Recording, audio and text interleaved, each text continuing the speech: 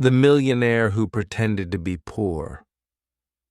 What if I told you the richest man in town wore old shoes, drove a rusty car, and ate at food stalls?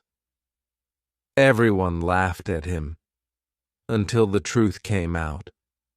And when it did, the same people who mocked him were left speechless. In a busy city, there lived Mr. Keith. He owned several companies but looked like an ordinary worker. His neighbors teased him. "Why don't you buy a proper car?" one neighbor mocked.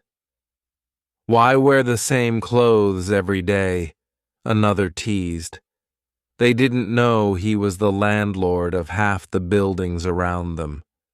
One day, a group of flashy businessmen mocked him publicly. They boasted about their expensive watches, cars, and vacations. Mr. Keith just smiled and said nothing. But then, the city council announced a massive real estate project. The land required for construction all belonged to Mr. Keith. Suddenly, the same businessmen who laughed at him were lining up outside his office, begging for partnerships, the tone rich with irony. The humble man they mocked now controlled their future, the voice filled with triumph. "Wealth is not what you show, it's what you quietly build," Mr. Keith said with wisdom. And Mr. Keith? He still wore the same shoes, drove the same old car, and reminded them. "Why do you always sit here, mister?" the child asked, curious.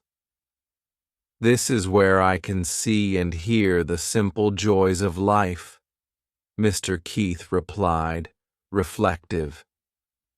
Days, months, and years passed, but his demeanor remained the same. Mr. Keith's story became legend in the city.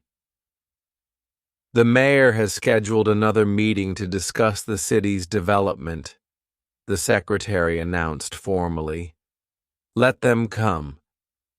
But first, let's finish our lunch. It's those little pauses that give us strength to build the big things," Mr. Keith replied pragmatically. The city grew, and so did his influence, yet he remained the man few truly understood.